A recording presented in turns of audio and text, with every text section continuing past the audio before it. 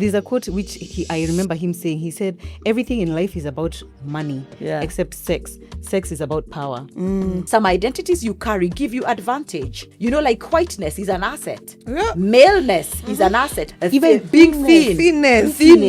You're not saying it. Get hot, get thin. Exactly. There you go. These identities, thinness. When is it dangerous versus when is it a good thing? Because it's a good thing absolutely. to see yourself wealthy. Yeah. Always, in all ways. Yeah. Absolutely. When is it a good thing versus when is it dangerous? When I drive into places with the Mercedes, kuna vile sisumbuliwangi na I watu. love that. I'm telling Really, you. you drive in the Toyota, now it's like, madam, hii boots, hebu kuja ufungue hapa. Like you are just disturbed. I'm People telling you. give me space on the road. Wanikaribis, do what? And that in itself actually helps me make more money. Someone who told me, if you're going to be a sellout, make sure you can go spend a year outside of the country on the beach. And if a bank never calls you to work with you again, you're fine. So people who sell us out for free. Thank you. It's crazy. All those are scripts that you're absorbing in your subconscious mind. It takes courage, it takes bravery, but it takes being a good actor to be truly authentic. Oh, come on. Murugi Munyi has done the interviews. She knows how to show up, what to say, how to leave with her image intact. But this is not that conversation. An award-winning content creator and communication strategist who has managed PR for some of East Africa's biggest brands and then built something bigger than all of them combined. Murugi came here and left nothing on the table. The financial fears she hasn't said out loud before, what therapy actually unlocked about her relationship with money, her husband's verdict on how she handles money, the real cost of being the moneyed friend, the generous one that everyone calls. Dr. Waceke, Cartier Women's Initiative coach and former DEI consultant to the UN Secretary General's Task Force, is here to explain what all of it means. The psychology of abundance and scarcity, the dark side of the visibility economy, how fear quietly runs your numbers in a negotiation room, and the morality that has been used to keep women financially small. It isn't your regular podcast, it's just money.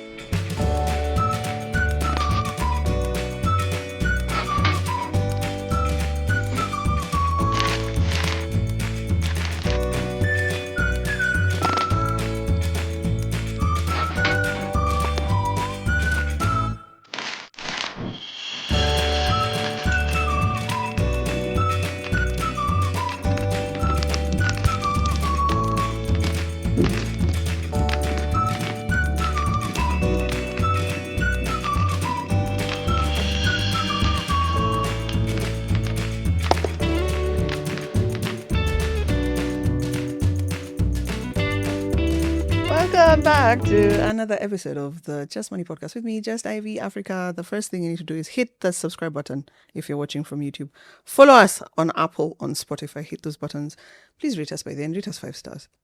I think I have like 3 ratings on. Like just Nitajitolea. please rate me so that I can get funding from Kenyan Wall Street. Again, thank you so much. I can get further funding to carry on with this particular podcast, which is absolutely epic. I want to thank Kofisi for providing our set today and tomorrow and maybe forever. We never know. The set is beautiful and I always enjoy coming to your spaces. If you're looking for a co-working space that will help you 24/7, 365 days a year, talk to Kofisi, and they're Africa-wide, which is absolutely amazing. I've thanked Kenyan Wall Street. I've thanked Kofisi. I want to say thank you to Spritz Hair Studio for providing my hair today. There's nothing better than free hair. Yeah. Beautiful. Absolutely. Free. You look lovely. I mean, it's an exchange of value. Let's not talk about free, especially with the topic that we're doing today. Without further ado, I am actually so excited. I'm so excited. You guys have really asked for one of these guests, and we decided to pair her with, your favorite coach, their favorite coach. So this is going to be, if you're a woman, if you're a man, if you're a woman, you're a young lady, and you're looking to pick up some money lessons, this episode is going to blow your mind. You know how I like to do it here? I like to have the guests introduce themselves in a very special way. I'm going to start with the lady to my immediate left. I won't even say your name. You just, in the noise that is social media, you and I started on social media years ago. Oh, now there's so much more noise. For someone who's tuning into the Just Money podcast today for the first time, why should they listen particularly to you? Who are you and why should they care about what you have to say? Right. Wow. Hey, that's a loaded question. Wow. For those who may not know me, my name is Murugi Munyi. I identify as a content creator, digital content creator, a podcaster, an entrepreneur, a mom, a wife, a woman, a human being. Why should they listen to me? I don't know. I have no reason why. I just find that when people do start listening to me, they see value, they feel encouraged, they feel entertained, they feel, at least they feel like there's someone who is going through what I'm going through, and then they stay, and others don't. So I would say you just listen and then now decide whether or not you should listen to me. Well done, well done. Doctor. Asante, thank you same so question. much. Yeah, who are you? Why Thank should you. people care? How are they going to filter what you have to say as value through all the noise that they get on social media nowadays? Yeah, thank you. So my name is Dr. Mary Waceke. I like to say that I'm a portfolio career woman. In terms of my career, I work with individuals, teams, and organizations. I also work with communities and societies in terms of clarifying what truly matters to them, and then creating a pathway to verbalize what matters to them and to act out what matters to them as they make a difference for themselves and difference for others and the difference for our universe. I want us even to start with the first question, because one of the things I really, really, really admire about Murugi, if you've watched any Murugi interview, any Murugi conversation, anything, even her videos sometimes on social media, she preaches having an abundant mindset. I don't even think specifically to women only, but just generally. You are so abundant, and we see you live it. We see you talk about, we see it. What I really want to understand from Murugi before we go to the doctor, why are you like this? What do you think is your earliest memory of, oh my God, I live and think abundantly? Why do you believe you? Where does it come from? Right. When I think about my childhood, or as far back as I can remember, I don't know if then I knew it as an abundance mindset, but I've always just felt like things are accessible to me. Things should be accessible to anyone. In fact, when I was older, my mom said that out of her 4 kids, because we are 4 sisters, my 3 sisters and I'm the second born, she said out of her 4 kids, I was the one who was most unafraid of asking for something. So even when I thought the answer might be no, even when, other people are like, I don't know if we should ask her, me, I was always the one who just went and asked. Okay, if they say no, they've said no, But sometimes it was yes, and sometimes it was like, what were we even afraid of asking for? And I remember her telling me that when I was in my 20s, and I'm like, that makes sense. Because to me, maybe I was just born to be wealthy. Maybe I was just born to have a lot of things. But I can never remember a time in my life where I've ever thought to myself, there are some things that are reserved for other people and I don't have access to them. Or there are some things that other people can get, but for me, I can't achieve those things, or I can't get those things, or I can't buy those things.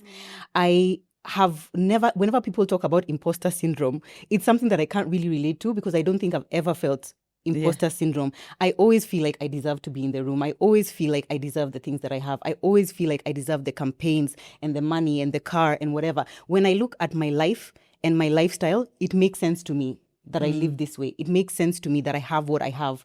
I never look at myself and be like, but why me? Why do I have these things? It just makes sense to me. And what you now refer to as I'm unafraid of money, my husband refers to as I treat money like trash. He's always saying that to me. Okay.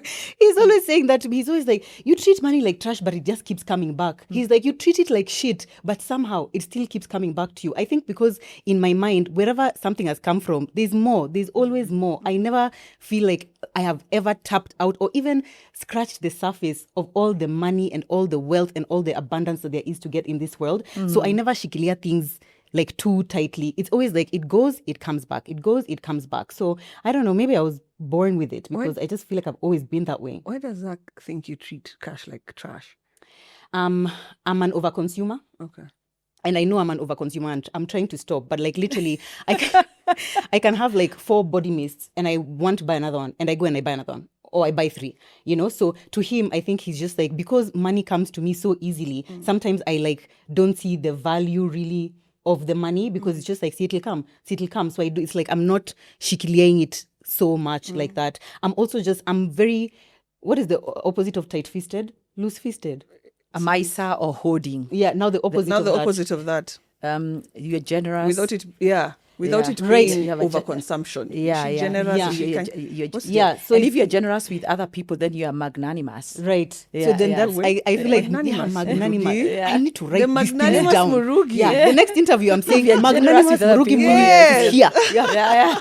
That's what I'm gonna say. Yeah. Yeah. Yes, So I yes. think to him, just because we were raised very different, we have very different approaches to money, to investing, to saving and whatnot. So for him, just the way that I live my life, to him it's just like, how? Why? Like, what do you mean? But It it works. works for it me. works. Yeah. Dr. Waceke, please explain Murugi's mindset scientifically, because Yeah. there's two sets of people. There's people like, I'm going to say me, Yeah. who can sort of relate to what she says Yeah. to an extent. Because when I'm trying something new, for example, I have felt some imposter syndrome. Yeah. Because this is a fresh set, this is a fresh podcast, for example. I'm like, am I ready? She Yeah. doesn't feel like it. And then there are people who can't relate to her at all, to the point where they even feel like she's bragging. Yeah. All they've known is scarcity. So when they hear Murugi speaking like this, there's a problem. Please Yeah. explain the mentality behind those three women like Murugi, women like me, and the people who operate in scarcity. Yeah. We are a product, as human beings, we are a product of nature and nurture. Nature, the biological genetic factors that we inherited from our parents. That is nature, you know. It is the biology that we are, and sometimes our personality predisposition in life. But we are very largely a product of nurturing. So there is nature, which is biology, and there is nurturing, which is our upbringing. And you know, the interesting thing about our upbringing, of course, we are born into a socio environment. A family is a social environment where you've got more than two people living together, coexisting. That's a small social group. Then we go to school. Then we have our primary caregivers. Then we have guardians. Then we have the experiences we had at home, experiences we had in our communities largely, experiences that we had in our own countries when you look at it. So for Murugi, number one, based on the experiences that she had when she was born and growing up, did you grow up in a home where there was scarcity or where there was abundance? Murugi? Abundance. Abundance. Yeah. Did you also grow up in a home, an individual could grow in a home where there's abundance, but the money is there available. Let's say the cash is there available. The parents have disposable cash, but they are always fighting about money. That also creates a different dimension. That money is a source of conflict. You know, that is the other thing. That doesn't happen in every African home. Yeah, imagine I don't think I remember my in parents. terms of fighting for money, or Damn! yeah, or even they may not be fighting for money, but every time you ask for something that does not look like a basic need, or even sometimes a basic need, you are told there is no money. Money does not grow on trees. You know. Money, the sense of there was a scarcity in terms of language and in terms of everyday experiences. That is from home. Then you go to school. And of course, maybe teachers tell you need a jobs, and the kind of job you need, these are the high value jobs that can give you money. Doctor, so lawyer, again, a doctor, engineer, lawyer, engineer, and all there the you traditional go. careers. Then look at your community. You start observing that money is associated with a man more than a woman. It's positively correlated to being male than being female. And then you watch around and see who has assets, who has resources, who spends money.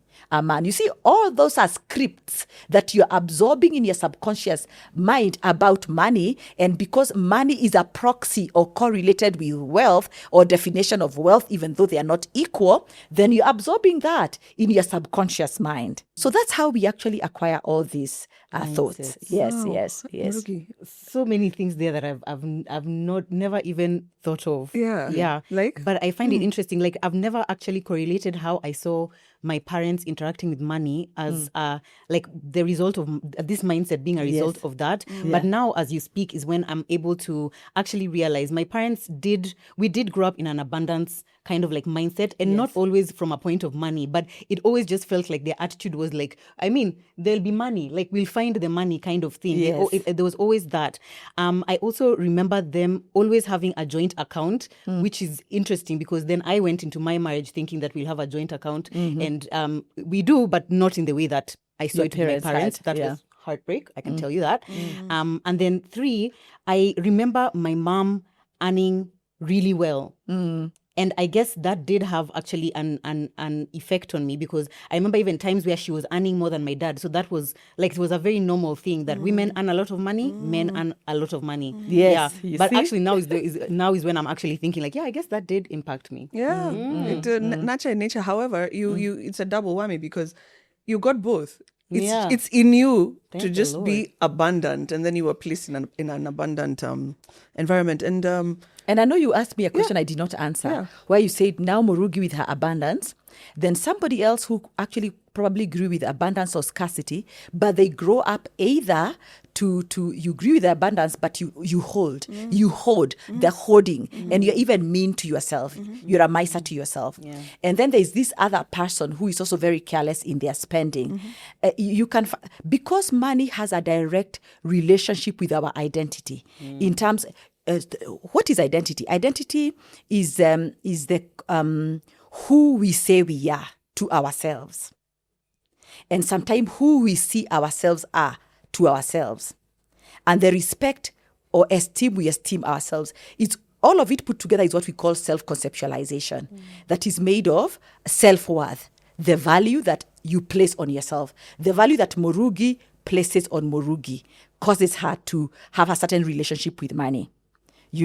And that value was communicated to her. But she also had a choice of accepting the value that is being communicated to her or picking another value. So the value that Murugi places on Murugi. Then the self-image is how Murugi sees Murugi, even in different spaces. And then self-esteem, the regard and the respect that Murugi gives Murugi, even in private. These past experiences are, ingrained in the mind of this individual. So this individual can have a lot of money, but they become mean to themselves. They fear losing the money. They don't want to spend it. They just want to see it because to them it represents security. Then there's this other person who feels, I need to spend it because to me now it represents freedom, the freedom I lacked when I was denied money.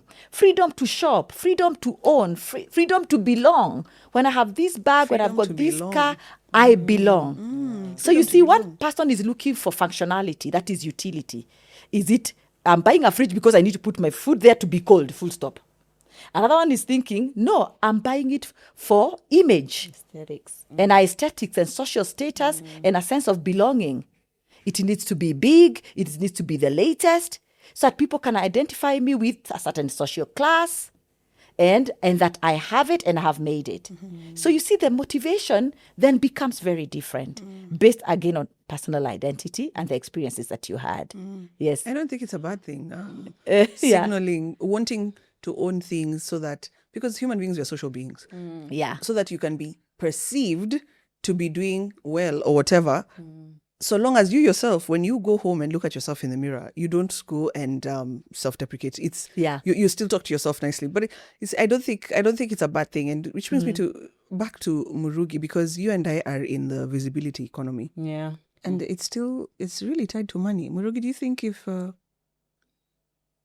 you had said if you lose everything, you'd still be Murugi, but would you be Murugi the brand? Do you think people like us associate earnings to our brand? And is it I'm asking you before Dr. Waceke can tell us, it's not bad. But I sometimes struggle. Yeah.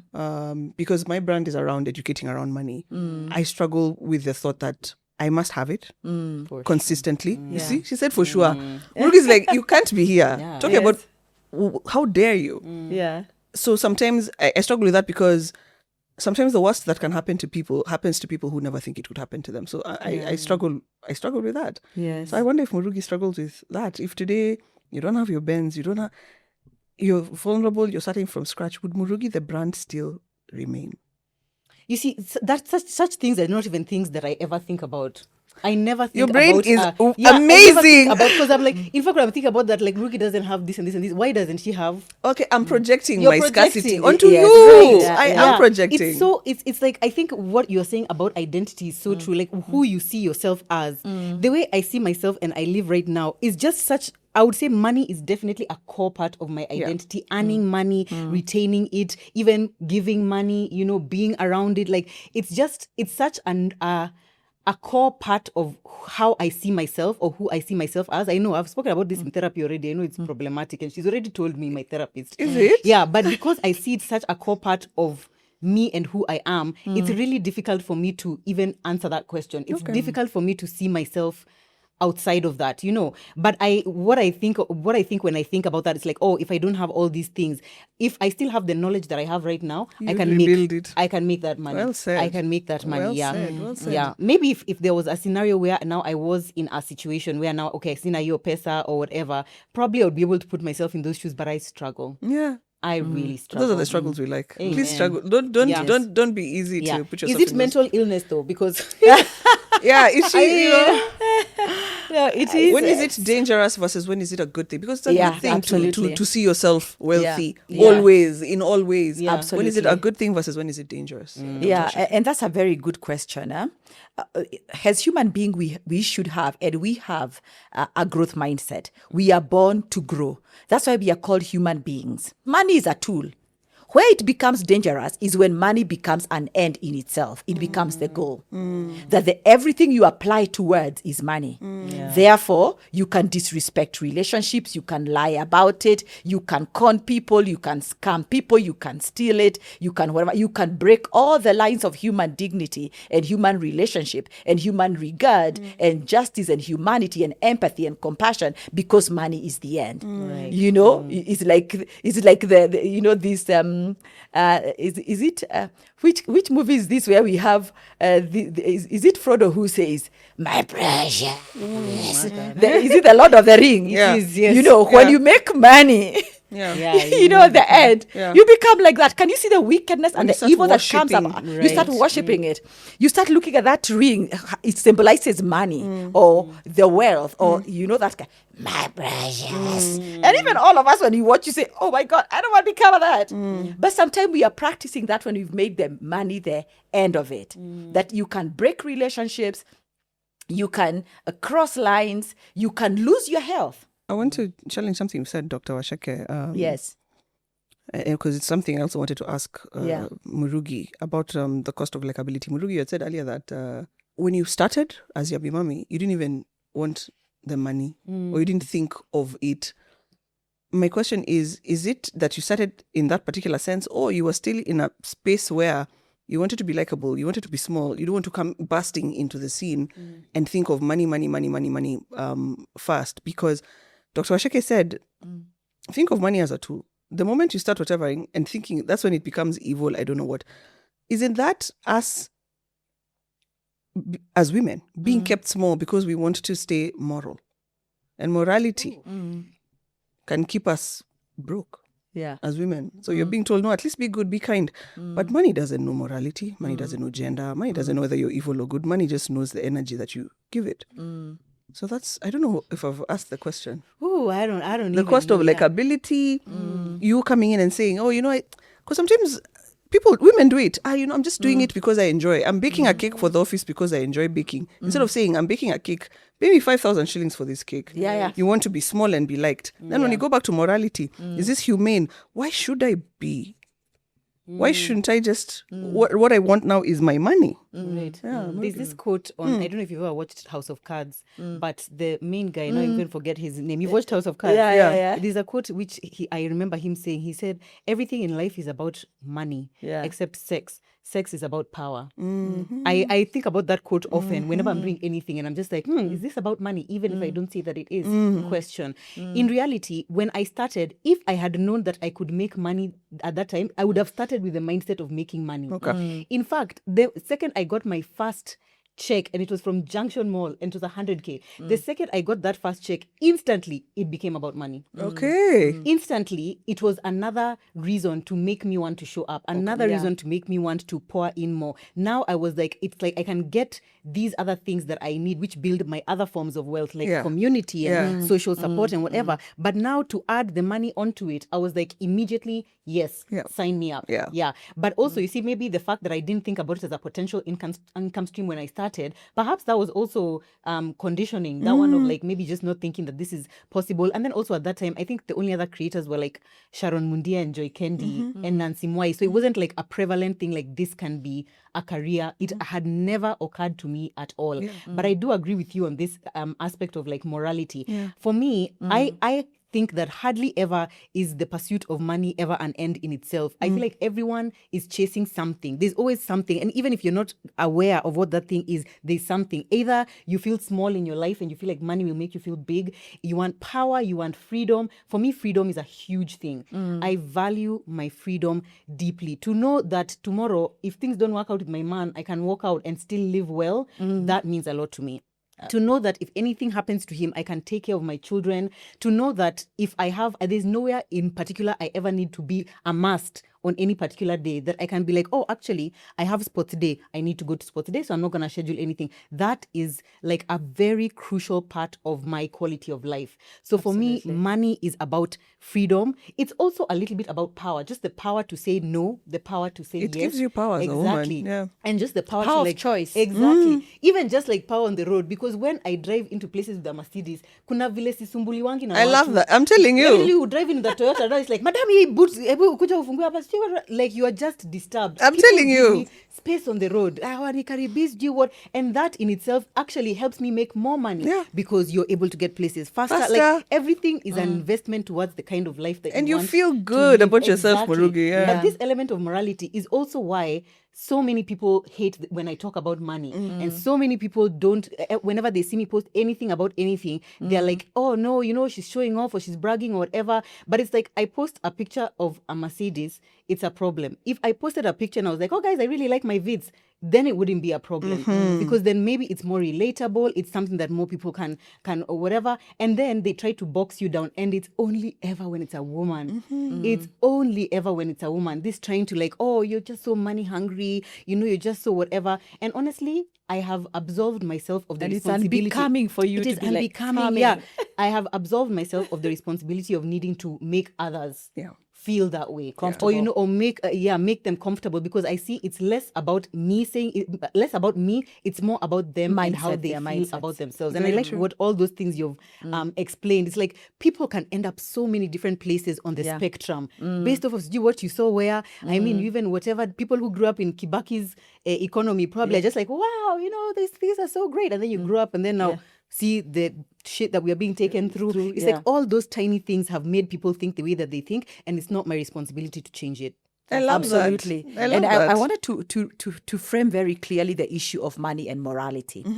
The challenge is when you worship the money, you hoard it, and that money, because you love it so much and you want to hoard it, and it's the only core definition of your identity, that without it you don't know who you are, then you are willing to cross even all the humane boundaries. You know, you are willing to lie, to kill for it, to sabotage, to backstab, to, you know, all those kind of I things. swear, Dr. Waceke, I don't see killing. No, I don't see why I shouldn't lie to get the money to use as a tool, because it's a dog eat dog world. So I enter an office, it's politically heavy. I'm surrounded by liars. I stay moral and not lie, because. Do you believe that you can still make money the right way? And that you can still you still have your identity even without that money itself. You see the abundance mentality. I get what you're saying now. You know, the scarcity mentality is the one that tells you the only pathway is lying. The only pathway is killing. Okay. But an abundance mentality sees possibilities and sees options. Well said. Okay. Let me tell lie you, if you want to. You know what the I mean? human. Lie Why if are we you like? Why are we She's human saying beings? lying comes from a point of you see, when you have a scarcity mentality, then you can cross all the value system. But when you have an abundance mentality, you have the belief that there are right ways I can still make money. I can still make money. Even because you have an abundance mentality, I can still, be able to multiply my wealth. Because does it mean, because when we put it that way, then we start associating money then with wickedness, that we have to lie, we have to kill, that's the only pathway for making money. When we say that is the only pathway of making money, and we restrict everyone, that's the only way to make money, then you have no other options of making money. What is the in-between? Yeah. Is there an in-between where it's like, I believe that I can make money the right way, so to Yes. speak? Because even the right way, even what we do, some people don't think is the right At way. all. Yeah. So is there an in-between between that? I can make money the right way, Yeah. but sometimes depending on what rooms I'm in and what kind of players I'm dealing with, because Yes. sometimes depending on what industry you are, other people are playing dirty. Yeah. And maybe you don't think that that's the only way, but sometimes it's the easiest way. Sometimes Yeah. it's the only way that you see in that particular scenario for Yeah. you to do it. I feel Yeah. like, is that not an in-between? Like, generally I do things right, but like once in a while, I do what why I gotta take the do to long get it- cut? get Take it. a shortcut. Just take it. And I like the way you have said it. Let's look at a spectrum. Yeah. You first of all, where do your values come from? Because people act from their premise of their own values. True. And values can be different, isn't it? Are you true to your values? And imagine there is a way you can frame an issue. Let's say you are in a room. Let's say you are in a room and a certain individual frames an issue in that they want to undermine you by withholding information so they can take a shortcut, because when there's transparency of information, probably, let's say whether it is pricing, the quality of the product, the delivery of the product and all that, when there is what we call information asymmetry, they will walk away with more money, isn't it? You can be smarter by then having all the information. You see, you don't have to undercut them, that later undercut them through information asymmetry, like lying, twisting, really outrightly lying about it. But there is a way you can have full information that you can use to negotiate for your more. Because the only option was not all of us to lie. Right. There is a way also you can in the frame spectrum. the same situation using your own data. You see? There's a way you can frame the same thing, but with your own data. And you can, it's framing. Yeah. That way, you did not cross any moral line. Or in the corporate world, is it moral? It's ethic. It's more ethical. ethics, yeah. It's more ethic, isn't it? So it's you being smart. I am a Christian. You remember Christ said, be as gentle as a dove, but as wise as a serpent. You are authentic, but you are framing the information in a way that still gives you your money. Right. Yeah. I see. Okay, now I see it from that aspect. Yeah, of just like it's you're still being cunning, so Yeah, to speak, but in exactly. a way that doesn't cross your own value system. I think the Exactly. problem comes in when it's like some arbitrary morality system, or like Yeah. some arbitrary ethical line that people decide, like, this is how you should be and how you should Exactly. behave, especially towards women. Yes. And that's when it becomes a problem. But if according to your own value system, you're not crossing a line. Yeah. I feel like that's what matters. And you've done your Agreed. homework. Yeah. I always say, and that's why I also, when we started this talk, we have a lot of anecdotal, opinion-based advice we give women and people about money. And in this case, especially women, Yeah. using just a socio-construct and socio-narratives that says a good woman is humble, and even if you earn all your money, to be a good woman, you should bring all of it to your husband. He's the one who should. You see, there's no scientific evidence or empirical evidence to support some of that. And that's what will sustain a marriage or not sustain a marriage. But when that's why I said you have your own data. You can use your data that you have collected as Murugi about that situation in that room, Yeah. and frame it in a way that you get your money. Absolutely. In a way that you actually then have a position. You get an advantage. Exactly an advantage. In fact, that is it. In a way that gives you an advantage. Absolutely. Also, where Murugi comes from, I've seen it, I've experienced it, where you'll be posting a success, you'll be posting yourself doing well, then immediately you need to be cognizant that there are people within your economy that are not doing well. Why are people like Murugi obliged to pay attention to systemic issues in the world? Is she obliged, actually? She's not obliged. Again, it's coming back to saying that all of us have different framings, and our past experiences with money has shaped how we are showing up today in terms of money. Remember that things like envy, jealousies, and all that, they are driven by our subconscious mind. Think of it this way. all your past experiences are stored in your subconscious mind, and they tend to be emotional and very automatic. That's where we get the unconscious bias. So the first reaction to an individual when they see somebody doing better is some level of jealousy. Yeah, and to check, yeah, Murugi before money. Yeah, Murugi before money, and why she behaved. Or Murugi's husband, because there's no way she can get the money on her own. On her own. You see, what are they doing? They are using their own framing. And indeed, Murugi has no control over that. True. The things that you have no control over, if you make them your business, they're just going to stress you. Yep. True. You should only be in charge of the things that you have control over. Yeah. Your own behavior, your own emotions. And whichever way, you can even, with all good intentions, do an action or a post, but there's somebody who will still misinterpret it. Forever. This is so factual. And you have to make peace with it. Yeah. You have to make peace with it, that you will be misunderstood. Yeah. You don't want to reach a point whereby you are so desperate for these followers that now you lose your original authenticity. Yeah. You start then behaving as a person who you are not because you want these validations. True. All these validations. Yeah. So it is that narrow path of staying true to the reason why did I start this, but also true to the fact that I have an abundance mentality, that I'm able to look at these are followers, it has become fame, and therefore fame has become an asset, and this asset can be monetized. There's nothing wrong with that. Yeah. The issue is when we start lying. There's a book, because of my work with young adults, and I would recommend it here. You read it, and even I would recommend it to your audience. Yes, please. It is it's called Get Rich or Lie Doing It. The dark... I really like the title. Yeah, or lie doing it. The dark side, or the dark side of the influencer community. You know? That sounds good. I want to. Yes. Interesting. Yes, Yeah. it's a very powerful Is book. it locally available? Go to Amazon, you will find it. In fact, I've just finished reading a copy and I gave my children to read it. And because I also work with young adults, because young adults are going through a identity crisis when you're transitioning from 18 all the way to the age of 25, when your brain is still developing, and we know the full development of the brain is up to the age of 25. Actually, you are cognitive, you are prefrontal and frontal cortex, where you do where you rationalize, where you do critical thinking, where you become reasonable, compared to our subconscious mind that makes decisions automatic, even purchasing decisions. So you see, the power of being an influencer is a double-edged sword. So when you become a responsible steward of that asset, of that wealth, because being wealthy is the ability also to steward that wealth. The way you acquire it, the way you manage it, the way you steward it.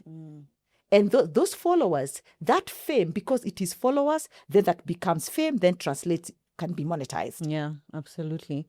I think I definitely agree with you on the double-edged sword bit. And I will say that I do spend a lot of time in therapy talking about this, because I feel like there's at a point in my career where I used to be like, when people make comments or whatever, when I'm judged this way, it doesn't really affect me, it doesn't say anything. But the reality is that we're all human. Yes. And it does affect you. And it's almost like a muscle that the longer you're in the industry, especially if authenticity means a lot to you, that you kind of develop, because there are times where it's like I've shared something and I'm just like, that wasn't a good idea. Then there are other times where I've stopped myself from sharing and I'm like, I'm actually limiting my authenticity. Why didn't I just say how I actually felt?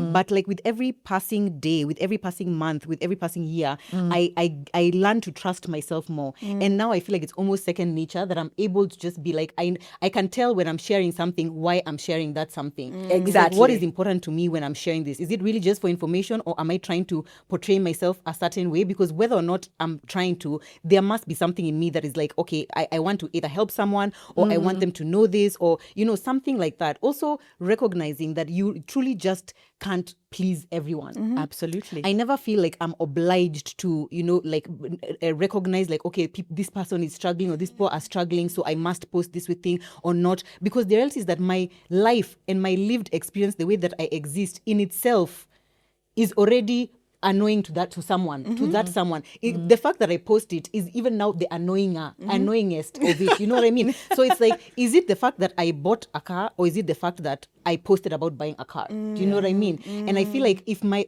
own existence, someone can't limit my existence, because the reality is that for me, my content and my platform is a reflection of me and how I am and who I am. So for you to come and tell me that actually when you do this, it's wrong or you shouldn't, whatever. So it's like, so I shouldn't exist. So you're limiting my existence as a human being because I post as an expression of that.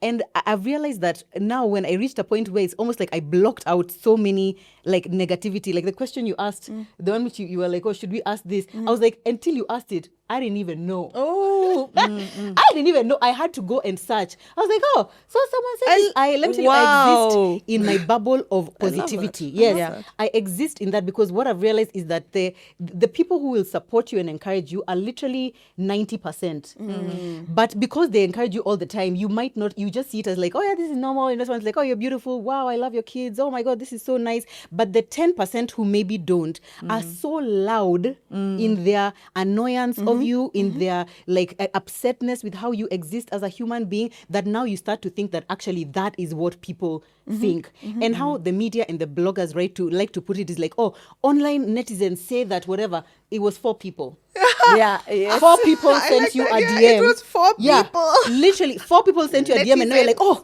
the internet is saying that. Who is the internet? It's you actually, and your I mom. am the internet. Oh exactly. my God. And that's the thing. And you see, it creates this distortion of like, oh, all these people. Because when I realized, so after I've blocked these pages, actually, I don't see it.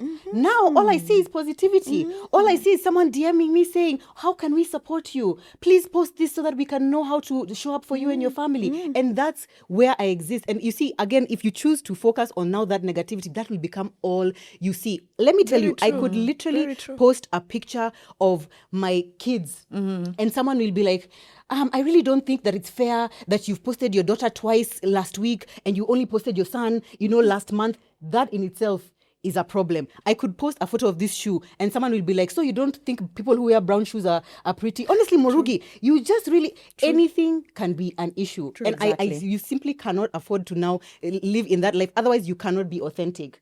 Absolutely. That being said, it takes courage. It takes bravery. It takes just a certain attitude of, why am I here? Yeah. And I feel like God usually knows in those moments when I'm struggling because he always somehow sends a reminder. Yeah. Like a DM that I'll open of someone saying, you know what, thank you so much for posting about your daughter going for this surgery. I had never known that this help was available. Yeah. Now I've taken her and she's getting surgery. That is a mom's life that I have changed. That is a child who is going to get the surgery they need that their mom might never have heard of. But Murugi was open about her life. She was vulnerable enough to say, okay, if someone, hates on me for doing this, and there were people actually who did hate on me for even posting about my daughter's surgery, but there's that child who will be forever changed, who will start sleeping through the night, who will now be able to breathe nicely because I posted. That is enough for me. I like how you said there's the 90 and then there's the 10%. And I have 2 things to add on to what you've said. Yeah. It takes courage, it takes bravery, but it takes being a good actor to be truly authentic. Oh, come on. I think you need to get your acting skills together. Because even me in therapy, what we discovered was in life coaching, what we discovered is that I was struggling with being performative as opposed to performing. But we came to find out that the best place would be to be a performative, because as women, if I'm performing but I don't talk about it, nobody will know. Yeah. And I will not encourage, I will not whatever. So the sweet spot is just you have to play the role of authenticity. It's a role that you play. Yeah. It's a balance. You can comment on that. The systemic issues that Murugi is not obliged, and when I say Murugi, I also say myself, influential people, whatever, women, also work against us in that the reason people don't like hearing your lived experience is because systemically, probably, Dr. Waceke, you can tell me, women, Murugi, it was very recently that women were even able to speak their own truth, open their own bank accounts. So even that systemic thing that I'm struggling with is also affecting me negatively because no one believes women's lived experience. They need someone there, whether it's a man, they need someone to validate your own experience and your own story. And because of that, actually, we have become very poor at advocating for ourselves and also speaking our own truth. Yeah. Because Murugi will speak her truth. Yeah. She'll post it and people will. That's it. Absolutely. But it's the system. Yeah.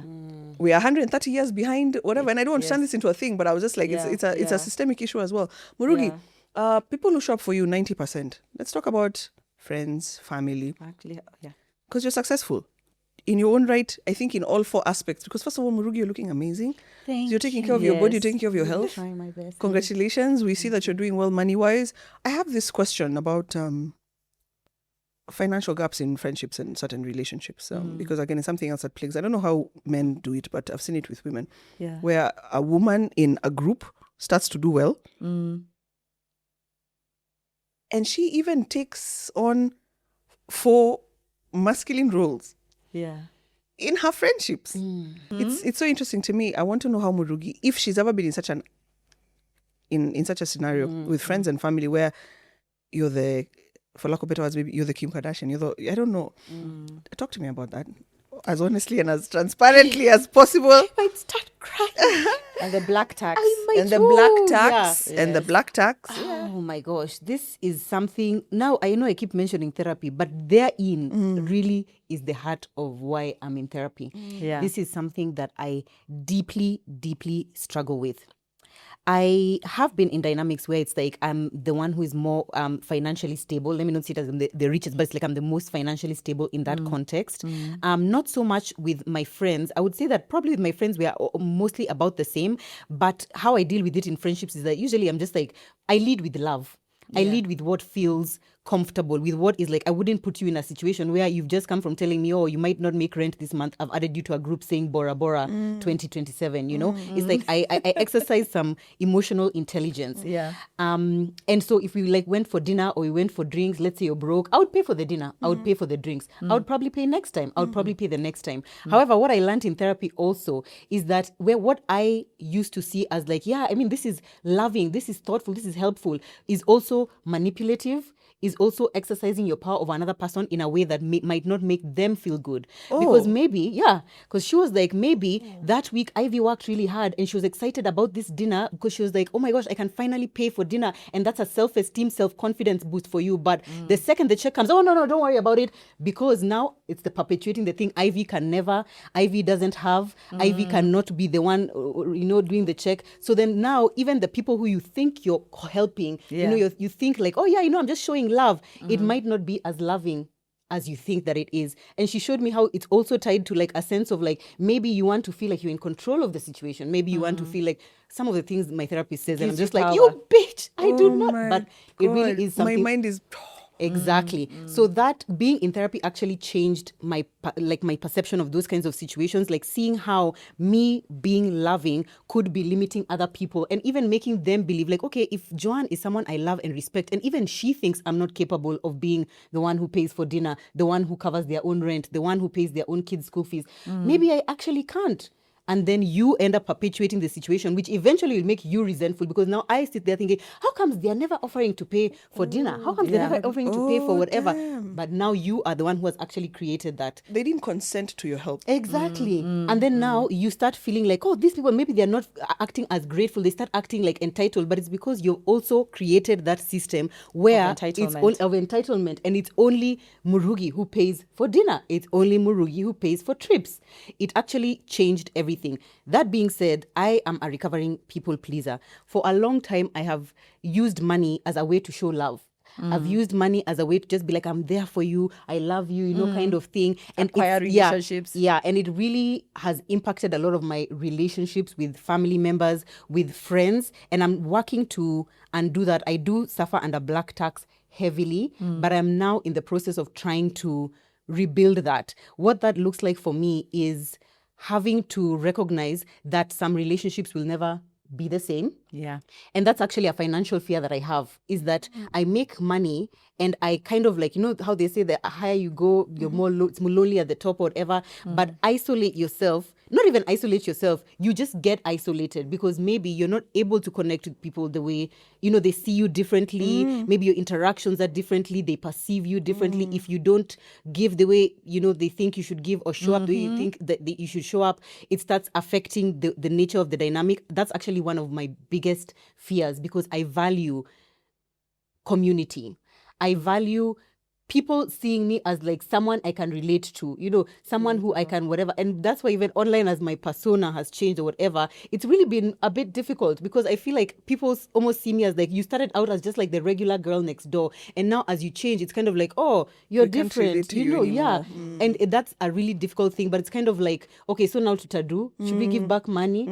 Should we undo growth? It's like, you Exactly. can't. Should we Wow. undo growth? You can't Yes. undo growth. Yeah, you cannot. Dr. Waceke, what's happening here, scientifically, spiritually speaking? Wow, Murugi. I think what Murugi has described is, again, look, I always say context is important when you're trying to interpret a situation, because the same idea in a different context will be seen differently. So number one, let me go back to what Murugi talked about in terms of even the resilience she has, the courage, the grit, the resilience she has to build to be an authentic influencer. Two things came out that are very, very clear. The ability for you to be a good steward as an influencer because of this number of followers who follow you. Of course, you know that it's a mix. It's a mix there. There are those who follow you authentically. There are those who are following you so they control you. Monitoring spirits. And there are those We who know are, them. and there are those who are following you because they want to just create, what can I say, just controversy for the sake of controversy, because they are also mining your followers. You're right. You know? So here you are, you are an influencer who wants to be authentic, and you are also asking yourself, there's the why. You want to stay true to your why. I think that is very important. And this book that I've recommended that you read, you will see why we are talking about the dark side of the influencer economy. Because some individuals are not there to really because of their why, because their drive is strictly money. They will lie about it. They will make another girl, another boy, another child feel lesser because they don't look like them, and say you need to edit yourself, you need to change yourself, you need to do A, B, C, D. And probably this particular person, the clothes they are advertising and saying that they belong to them, they are borrowed. That car is actually a car on rent, or that house is a house on rent. But you're making somebody else who is working on their little saving every single day feel that they're not good enough. But when you're an influencer who is actually then, you are authentic. There's no value dissonance. The way Murugi says, I want to follow my values. There's no disconnect between my values and what I'm projecting. I'm actually authentic. There's an alignment. I am internally and externally consistent. There's no dissonance, because in any case, that dissonance is what, if there's a dissonance, actually it will bring down your mental health also. So that's number one. Can I ask a question on that authenticity Yes. element? Is that my experience has been that the public will say they want you to be authentic. Like, Yes. just come as you are. We just want to see, just be yourself, But really what they mean is like, be yourself, but only What in as we far want. as the way that we want it We to can be. accept you. Yeah. Yes, So yes, it's like, yeah, I exactly. mean, we want to see the truth about motherhood, but like, it needs to be the version of motherhood we know and accept and are Exactly. comfortable with, Yes, yes. So I mean, I don't think that it is right to go on the internet and lie and say, I've bought this car when you haven't, or I've bought this whatever. But to some extent, I do understand why people do it. Yeah. Because it's like the internet wants you to be authentic, but only in a particular way.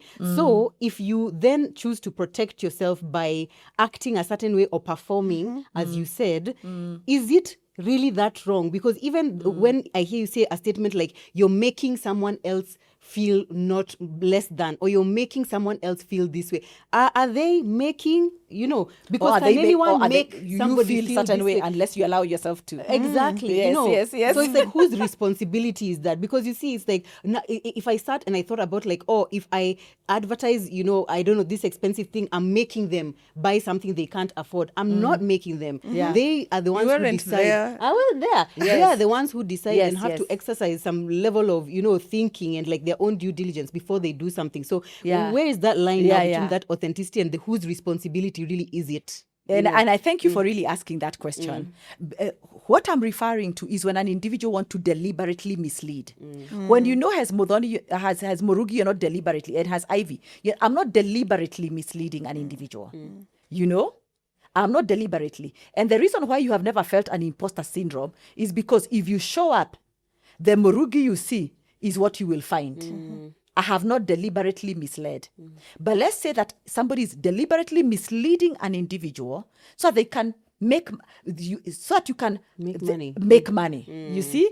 Or you want to amplify their insecurities so that you can make money. You see the point? But when you know that me as Murugi, I have not deliberately misled anybody. That's why you can own your narrative. That's why you can confidently own that space that belongs to you. And actually, that's a part of the resilience you build as an influencer. I guess so. Because you need resilience.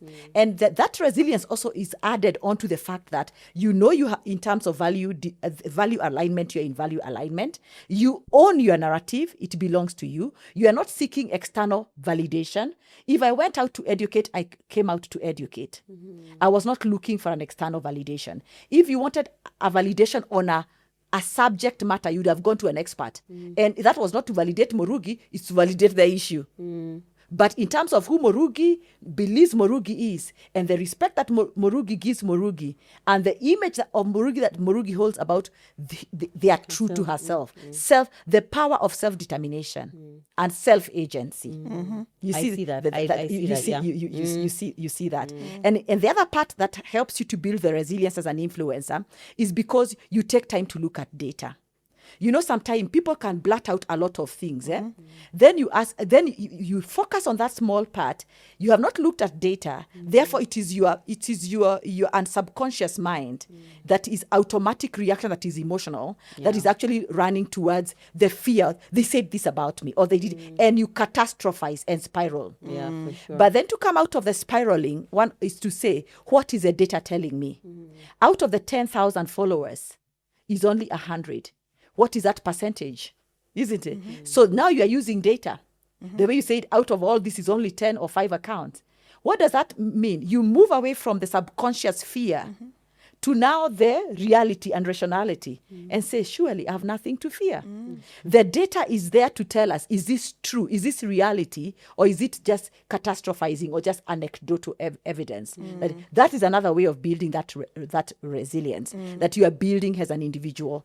And I think that resilience is what helps you continue, even as Ivy, even as Murugi, continue then owning your narrative, following it with authenticity, and also coming back and asking yourself your why. All of us have to reflect and say, have I lost the path?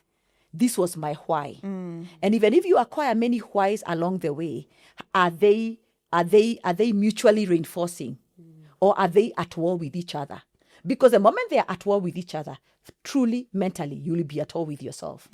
You will be an individual at war with yourself. You know, Dr. Waceke, so some of the themes I'm hearing, first, responsible influencing is a two-way street. Yeah. You cannot demand that your creators are responsible in their influencing and the messages, and you're not responsible in how you consume. Yeah. So you're not Exactly self-aware that, yes. enough to know that Murugi has grown. She's done this for close to 10 years now. She's done her 10,000 hours. Yes. But then your first She's a thing is to master. compare. She's a master. Yeah. So responsible influencing for me is a two-way street. The second thing that I must say is that it takes a lot of wisdom to do what someone like Murugi does. Murugi is extremely, I don't know if it does come off, but Murugi is extremely intelligent in how she speaks. Yeah, Yes. like I think you're very intelligent. So people think it's just a matter of putting a phone in front of a beautiful face, and there's a lot And of blurting out intelligence anything. and blurting out anything Yeah. and wisdom that comes in with the responsibility of the fame that someone like Murugi has. Yeah. You know? She's a steward of that. She is a steward, and I Yeah. feel like I also need to publicly give you your flowers, because I've never said this. I don't know why, but I even asked for my CTA to be taken down. But when I quit employment, one of the first people I told was my mom. I think one of the first among the top 5 people I told was Murugi. Murugi and I were not friends at the time, but I remember seeing you. Do you remember that conversation? Yes, I do. And Murugi told me a few things. She said, pay attention to this. Don't ignore small businesses. And then do it. And literally the next week I quit and I told her I'm out. I was so happy. I was like, I'm out. So you're a pioneer and you need to be given your flowers because you influence influencers. And a mentor. And a mentor. now. Yeah. Yes, exactly. She is an online mentor. Yeah. Sometimes I do think, what would Murugi do here? But you know, there's still conversations that happen today where people will be like, you can't have content creation as a full-time career. That's ridiculous. And in fact, let's talk about that, because Murugi, the reason you're here today is because many people recognized you from As a some Money content Monday creator. stories. Oh, really? You really can't hide, huh? Yeah. Everyone Which was just Money Monday like, stories? all those million. Oh, yeah. Murugi. Like, I got so many. I was like, oh, God. And that's why many people wanted me to interview you about this today. Right. Murugi, consistently, if you can tell us publicly now, because 2 years ago on interviews that I watched, you said that you could make up to $1 million. But now, and then you said you could make up to $1 million a month, and then say, but you can make it in January, February, you make 500, March, you make 70. But recently, you've said consistently, sawa. I want to know how you negotiate that. How do you sell your value consistently to make over $1 million Kenya shillings a month? Give me your negotiation strategies, because it's also asking clients to take a risk, to take a bet on you. Give us tips. Ooh, yeah. When I thought about that, I was like, do I have negotiation skills? First of all, I hardly ever negotiate with clients. My assistant does. Damn. Yes. The new one, or the one who left? Nancy left you. And then the one there are now two who have left. So it's like those two, between those two. Yeah, I hardly ever interact with clients. It usually comes to me at the point where it's just like, this person has agreed, this is the contract we are signing. I hardly ever negotiate. I feel like maybe that's a value of a product of having been in the industry this amount of time. When I tell you, literally, when my assistant left, I was like, now where are the contacts for SG for who? I hardly ever speak to the client, because what usually happens is that I have a work client, so the client will get in touch with them, they'll ask for the rate card, she'll send the rate card, they'll be like, oh, can we reduce this a little bit or whatever. Sometimes she'll ask me, she'll be like, they're asking for a bit of a discount, then sometimes I'll discount it, sometimes I won't. And then now she gets back to them, then they either say yes or they say no, and then we move from there. So by the time it comes to me, it's when she's saying, we have a new client on board, it's starting next week, Monday, this is what is going to be expected of us. So I hardly ever negotiate. However, one of the things that when she's asking me, are you okay with this? Is this something that we should do? One of my number one, I don't know if I would call it a strategy or just something that I do, is I'm always willing to walk away from the table. No deal is ever so good to me that I'm not willing to walk away from the table. And something about that, there's an energy that is obvious and apparent to other people that will make them not play around with you. Because when they can already see, like, oh, she's super desperate for this, she needs this, she must get this, it means they can lowball you as much as they want. I am always willing to walk away from the table. Another thing that I think to myself is like, I don't think about things as having cost me anything. Like, I wouldn't think about that negotiation tactic as having cost me a campaign or cost me a partnership or something like that. I just always feel like the ones that were meant to be mine are the ones which came. And the ones that went somewhere else, it was meant to be for that other person. So sometimes I look on and be like, and that's an abundance It mentality. is, yeah. I always feel like the ones that if it did not come to me, there's a reason why I was not supposed to be there. So I never feel like, oh my God, I need to hold on to this, I need to hold on to this.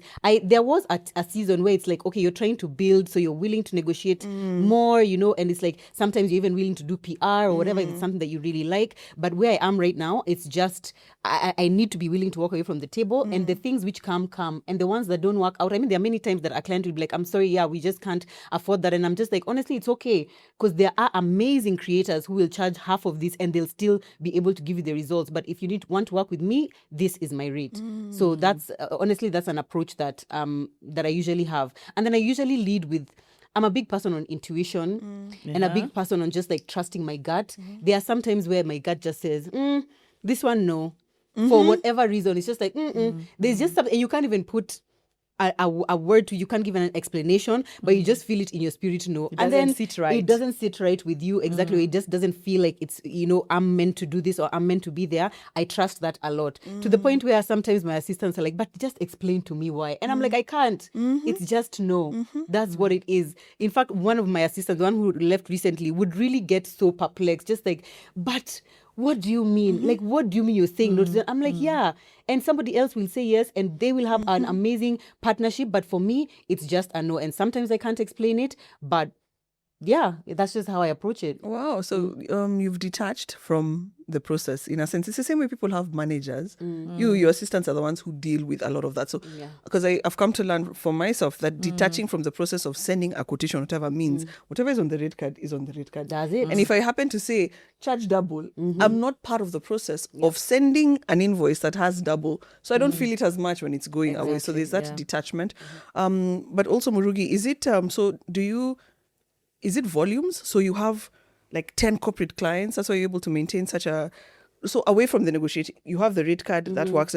Is it that you have volumes? Because the other thing that I know you're very big on is small businesses as well. I was never able to sustain small businesses. It takes a lot. Yeah. And even just creatively, I don't know if I'm able to do justice for small businesses. So what is it? Yeah, I mean, you're making a lot. I want to know how. Yeah, is volumes. Okay. So, for example, I have like a package.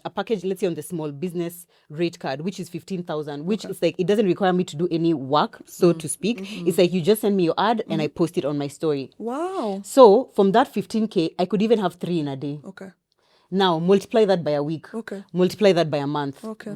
Now that doesn't include brands like Abosto, who I'm their brand ambassador. Oh, is that They what that pay, is? Yes, Awesome. yes. So they pay me a brand ambassador rate monthly. Okay. So that is like a constant. Then besides that, there's now like the different companies who will come in and out. Like now I'm working with Chums, I'm working with Baisimu, there's Carrefour, there's Furniture Palace, and all of those pay the rate that are meant to be paid.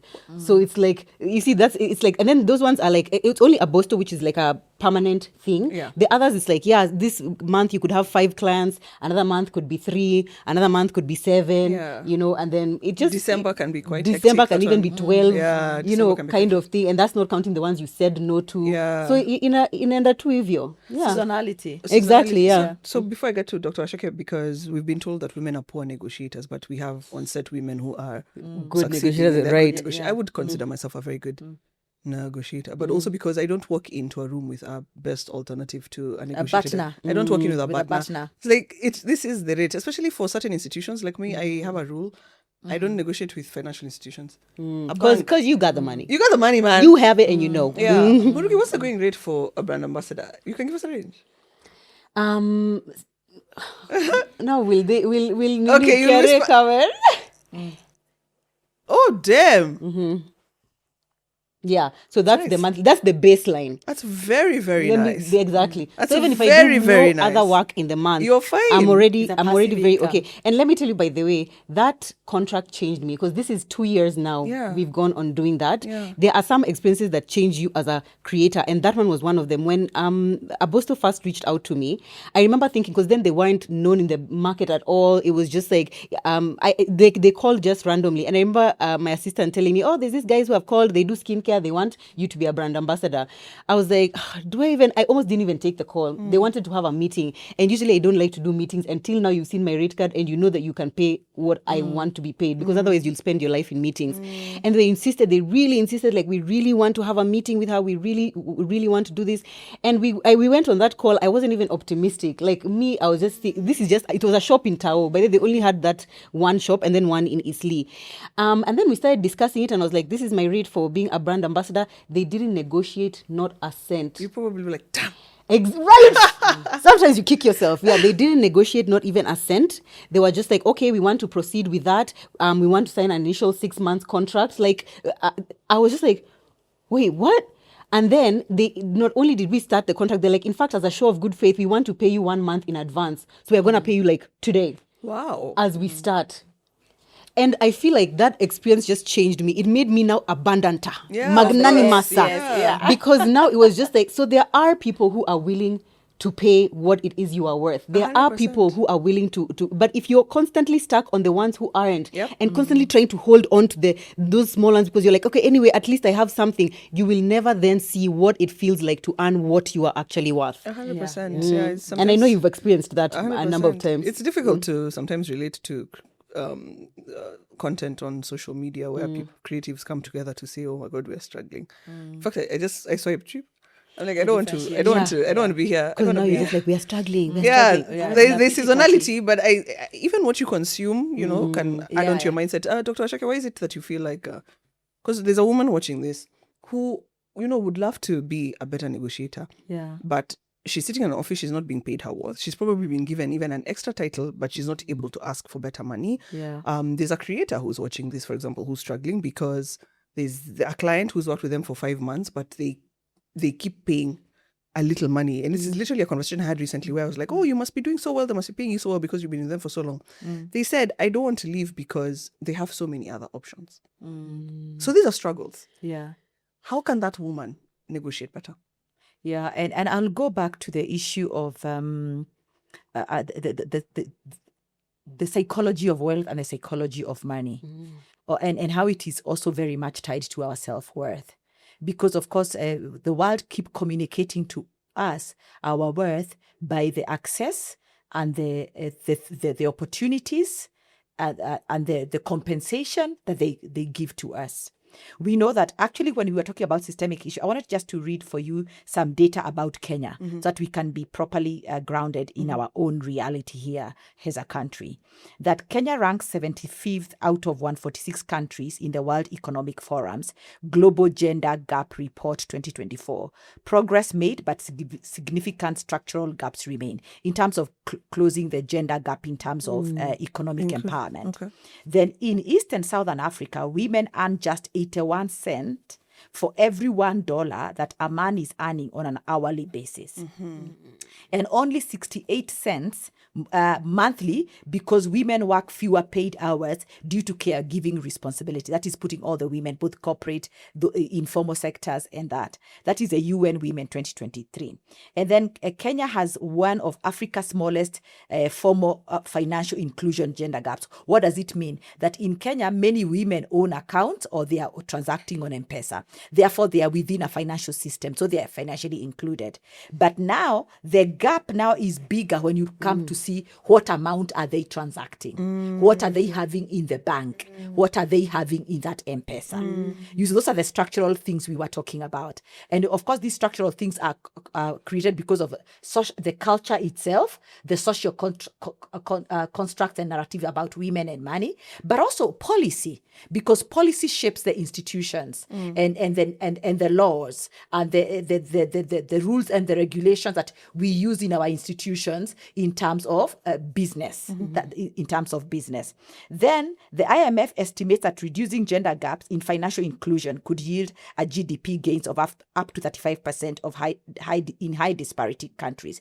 I.e., when we bring more women to the economy, when we bring more women to jobs, when we bring more women to small businesses, and fantastic, don't ignore small businesses. They give you volumes. The big banks, the way you make your money is about margins. You can have small margins, but a lot of volumes. So you are making one bob out of 100 businesses is 100 shillings.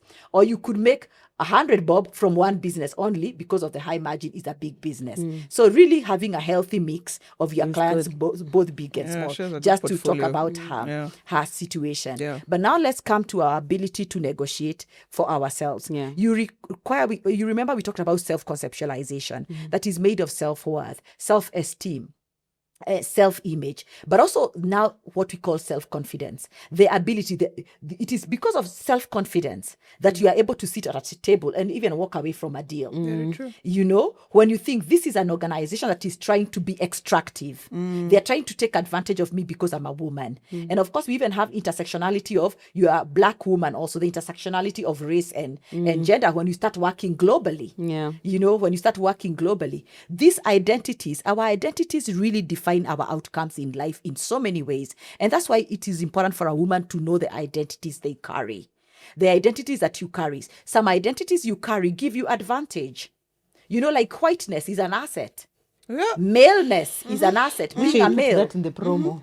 Yeah. Of course. Yeah, maleness is an asset. Thinness. Yeah. Even being thinness. thin. Thinness. Thinness. You're not saying it. Get hot, get thin. Exactly. There you go. These identities, thinness, certain look, because of the social construct and social narratives that have said this is the way to look good, and therefore, the looks issue.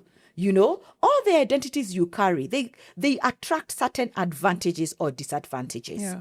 And that's why self-awareness is so important.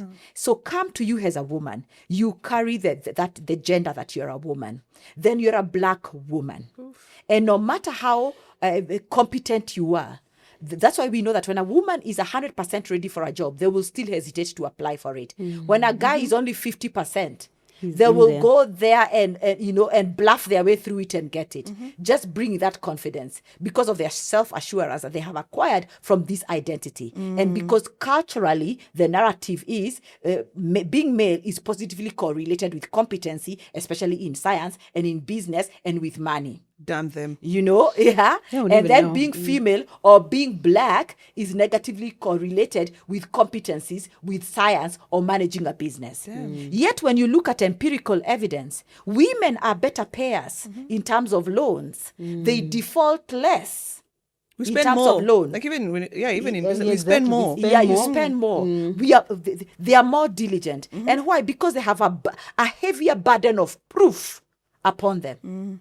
The burden of proof placed on a white male at the top of the ratio totem pole, then followed by a white woman, then people of color, then a black man, then at the bottom of the totem pole is a black woman. We live in a racialized world. We live in a gendered world. Our identity, just remembering that. And then saying, these are the identities that I carry. Will I walk around morphing about these identities? No, we have women who have proven to ourselves. Well, some people may say, it is tokenism in the name of diversity and all that. I will not feel like a token when I know I've done my job. And that I'm credible. What is credibility? Credibility is that I'm world class in my knowledge and my expert, the 10,000 hours. You've been iterating. You began from beta, you are iterating to alpha. You are always continuously improving. You are learning. You have a growth mindset. Here, in terms of competencies, you have gotten the knowledge you want to, that is necessary for you to be able to do this work. And then your character. The moment you bring competency and character together, then there's credibility. Because that's what people look for. Is she knowledgeable in what she's talking about? Or can I trust her? The trust bit is character. Can I trust their character? So that credibility, you walk into a room knowing that you're credible, but you're not also naive. You know that the people you're encountering, they hold all these biases because of the identity that you carry. You do your homework to counter that, And the fact that you are so grounded in your worth and you have self-validated. The challenge of looking for external validation is that then you are there at their mercy. They can withhold that resource called validation, or they can give it. Therefore, they are free to manipulate you with it. But when you have self-validated that I know I'm a competent woman, I know what I am doing, I am bringing solid followers to this conversation, I'm bringing solid information, knowledge, expertise, research data to this conversation, skill, experience, years of experience and qualification to this role and to this job. And I'm bringing my character with it. And my resilience and grit to continue going. Then you negotiate with confidence because you have had that meeting before the meeting with yourself and validated yourself. And even looked at the data, looked at the journey where you have been and said, this is something solid I'm bringing to the table. And you go there with confidence. You say, you always have to know what are your non-negotiable. And the line that must not be crossed, even within a job. And with an abundance mentality, you'll say the world is so big. There is a recruiter there looking for me. There is a company there looking for me. How do I do that when I'm at the beginning of my career? Yes. How do I move with that confidence when I literally need that 30K? Yeah. I need to post that thing and get that 30,000 Kenya shillings. Exactly, yes. And it's true. A good question because, again, experience is built over time. And somebody's asking me for 10 years experience and I don't have it. I will come with my 2 years experience to say, I know you asked for 10, I bring 2. But I'll show you why my 2, you can bring 10 years, but of the same 10 years of 1 year experience. What do I mean? You've been doing the same thing you've been doing from year one, the same way over the 10 years. That is 10 years with 1 year experience. But within these 2 years, this is what I've been able to achieve. The ability to communicate the value and the results you have achieved. That is very important. Ability to communicate it. It's one thing to know it. It's one thing to be able to communicate it, right. And it is true. And sometimes we under-communicate our value. So it is the ability to communicate, but also be aware. Some of us as women, and sometimes even I find young men also too, because of their personality, because sometimes this is a personality issue, whereby you do work, but then you don't pause to say, oh, I did this. And sometimes even to document what you achieved. So the day you are at the table and you need to communicate, you've got all this information because you have acknowledged and you have stored it, you can communicate it. You are not passing through your achievement because you did it, you forgot it, and you got to the next thing. You know, truly, I can be paid 50, but now what is available is 30. And I'm at the beginning. I'll take the 30. I'll say I'll take the 30 plus also I want to gain the experience. I want to be able to say that I worked with this client. Then the following day, wake up, show the 30 to the new client and the experience you have gained. And know that now I peg myself, I need that 50. This is the expertise that I'm bringing.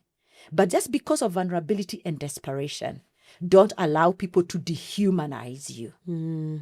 Yeah, I was going to say that I agree with that element of like, there's a season for just taking that 30K. Yes. There's a season for just taking that 20. Yeah. There's a season even for just taking the PR when you Yes. had asked for money. Yeah. What I feel like makes the difference now is like, how do you now use that little that you've gotten to propel you forward? To the next step. Exactly. And how do you now use that as like a stepping stone to something else? Otherwise, you remain forever There. at that 20K or that 30K. Yes. One thing that I would do earlier on in my career is like tagging many brands.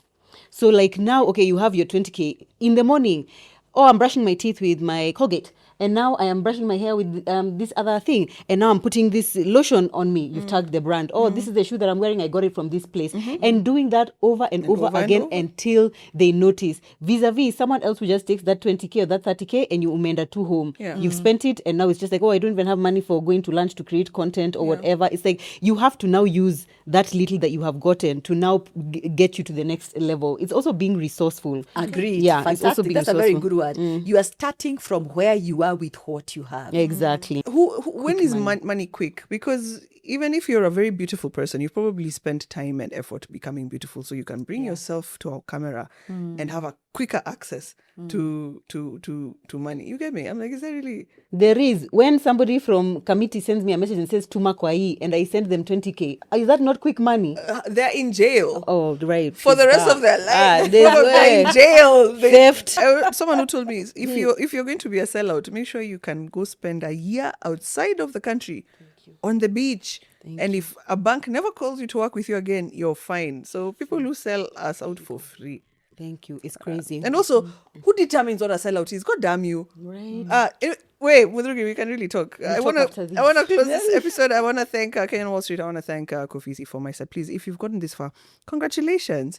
Please hit the subscribe button. This was such an epic episode. Follow us on Spotify, on Apple Podcasts. Follow us across the nations. I really value those subscriptions, those follows as well. I want to thank our guests, Dr. Waceke and Murugi, for lending their voices to this awesome topic. There was so much we could have discussed. I need to have I this. know. I need to have these women back. I could need to have have these been 10 women. hours. I need to have these Thank women you back for having us. Yes, please. Remember to find this on the Kenyan Wall Street YouTube page. Until next time. Wait. That's what I wanted to say, actually, based on whatever, which is something I've learned from this particular episode. When you're building money, your value is not built in acceptance. It's built in rejection. So Murugi saying no has built Dr. Waceke telling us, say no to things that don't add value to you. So don't always accept things thinking that's how you're building your value. In fact, that's how you're communicating that your value is lower than it should be. Bye.